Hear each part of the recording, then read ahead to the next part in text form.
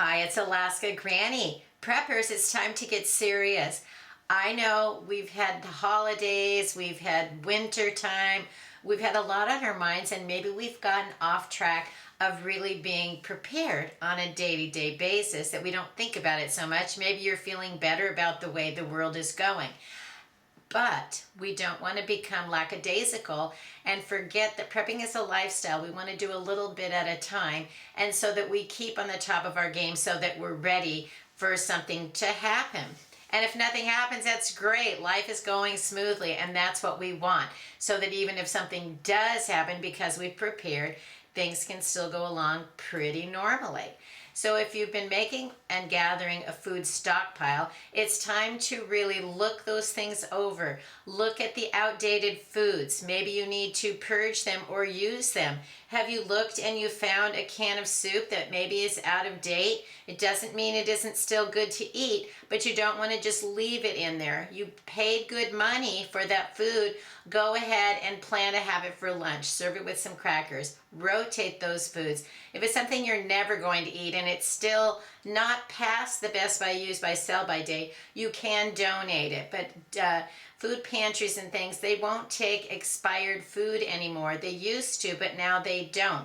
And I figure if it's good enough for me to eat, it should be good for anybody to eat. I'm not afraid to eat it. So don't be concerned just because of the date. Look it over. Does the food look okay? Is the package compromised in any way?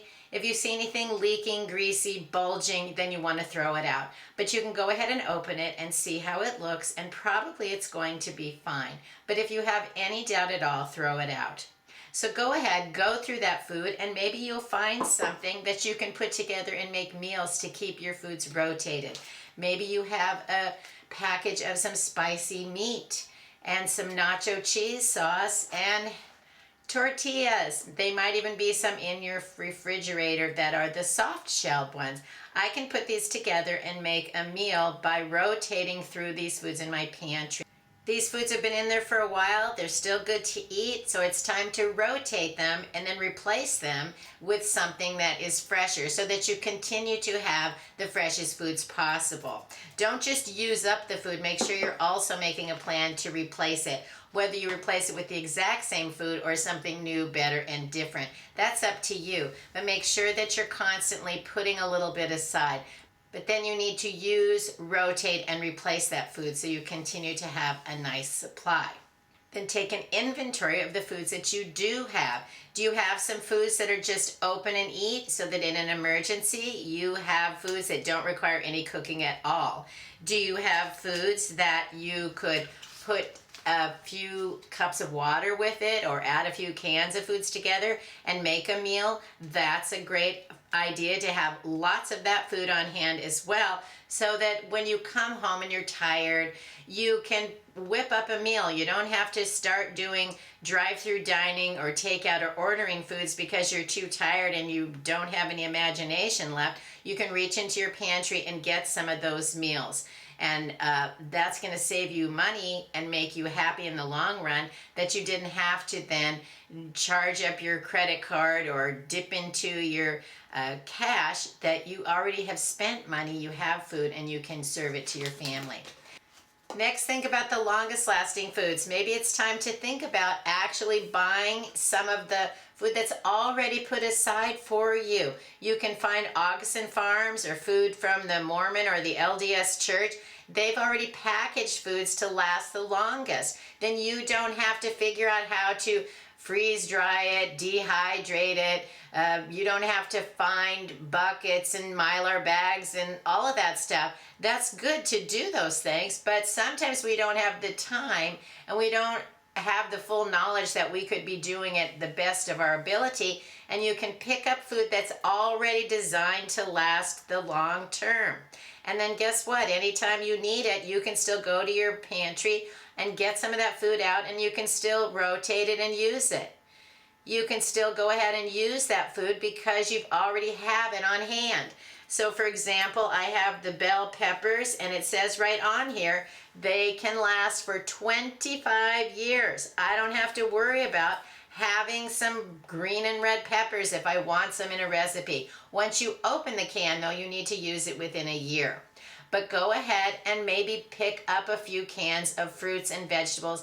Even they have some that are like chicken and rice and vegetable meals. There are different options, but look and see how many servings there are and how many years these foods will last, because some of them will last for 30 years, but others are only going to last for 10, 15, 20. But that's still a nice long time to have food put away that you don't have to worry about rotating it as frequently as, say, a can of soup that might only last for 2 or 3 years. So look at your options for open and eat, little bit of cooking, and longest lasting foods. Make sure you have a variety. After food, think about fuel. Do you have enough batteries to keep your gizmos and gadgets going? Maybe do you have some of those battery banks so you can charge up your phone or your iPad? And I have a butane stoves that I like to use for emergencies. So I bought some more butane canisters so I have the fuel to cook any of this food if I need to. If you're looking for a very simple camp stove, check out the butane because it just works like a gas stove. You put in the cartridge, snap it in place, and then you just turn on the burner and you're cooking. And that is easy and it's safe to do indoors as well. Besides the fuel for your stove, maybe you want to make sure that you're keeping your car full of gas. You never know when you might need to drive somewhere in an emergency, and it's uncertain sometimes when the price of gas is going to go up and down. So I try to, when my car gas gauge gets to half, I try to fill it up pretty quickly, pretty soon, because I want to make sure that I don't run low without meaning to, and then there's an emergency and I need to drive somewhere and I don't have any gas. If you keep your tank full, don't let it get below a half, you'll find that that gives you comfort knowing that you can still keep driving. And even then, say, if something happens that you don't have any money to go buy gas, you already have a full tank of gas, so you have time to figure out what to do to get some more money so you can get more gas or whatever. It solves a problem by giving you time to figure it out because you have the fuel to, say, get your kids to school, get to the doctor, get to work and back, and you already have some gas. Because if you run out of money and you're out of gas, then you're really going to have a problem. You can avoid that with a little bit of preparation.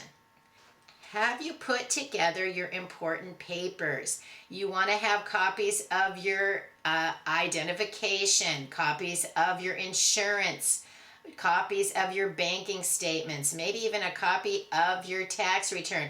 All of those kind of information, the medical insurance, the home insurance, you need to have copies of your important papers so that if something happens, you can go and grab it. And then you have what's the number to call if there's a problem with the gas or electric? What if your water is leaking and you need to call the water company to find out what's going on?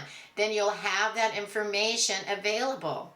And if you've had any changes in your family, you want to make sure that you have updated copies of phone numbers, contact information. If you have, say, a new driver's license, you want a copy of that in there so that you don't have one that's, say, 10 years old. I like to also keep a copy of my passport. Any kind of information that you would need in an emergency should be in your binder or your folder or whatever. It doesn't matter what the container is. What matters is that you have that information and you can go to it and get it. Also, get an updated picture of your family, your pets and your children.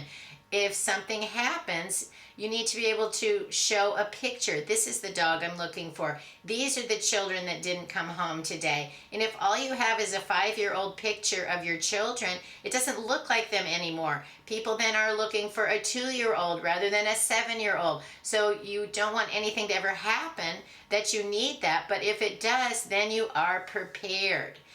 If you spend some time now getting your preps in order, then you don't have to be as frantic if things get seriously bad or dire situations. You will be prepared to deal with it. And then we can avoid panicking and we make better decisions when we're prepared. Leave it in the comments. What are you doing to make sure that you're prepping and that you're being serious about it so that you're going to keep your life running smoothly? I hope you'll like my video, share it. Please subscribe to the Alaska Granny channel.